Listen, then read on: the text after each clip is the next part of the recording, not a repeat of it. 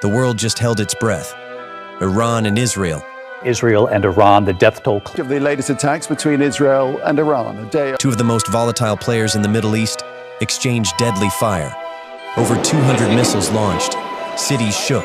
Civilians hid. These three different attacks on nuclear sites there. Reporting another attack by Israel on one of those sites, Fordo.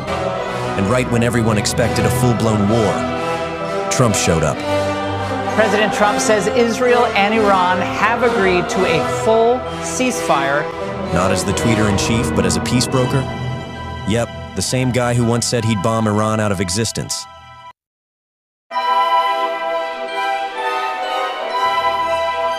Tensions between Iran and Israel aren't new. Since the 1979 Islamic Revolution, Iran has refused to recognize Israel as a legitimate state. Iran supports groups like Hezbollah and Hamas, groups that have directly attacked Israel. Israel and Iran continues to trade strikes. Israel, in return, has carried out secret sabotage missions, assassinated Iranian scientists, and openly threatened to stop Iran's nuclear program by any means necessary. This Cold War was simmering for decades. And then, the 2020s happened. On June 13, 2025, Israel launched deep strikes inside Iranian territory under Operation Rising Lion. As Israel has carried out strikes on Iran's nuclear program. The targets? Nuclear sites, weapons factories.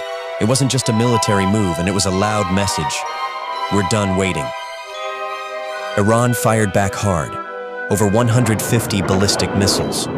More than 100 suicide drones. Aimed straight at Israel, Tel Aviv, Beersheba. Civilians injured. Chaos everywhere.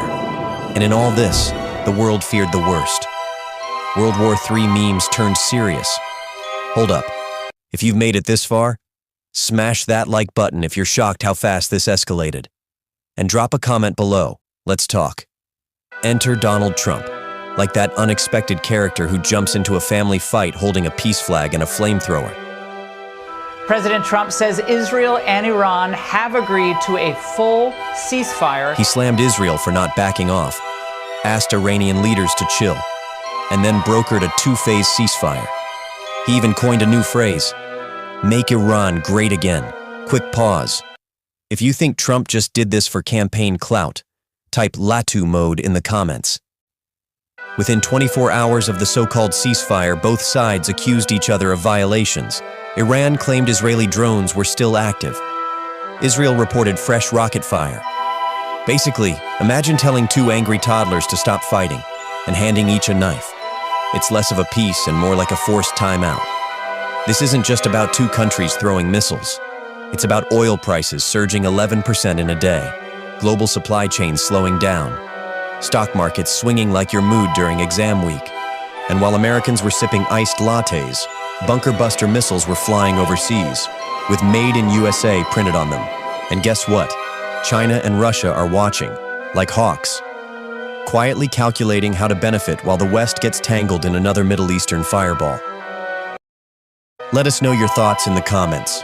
Subscribe for more unbiased breakdowns.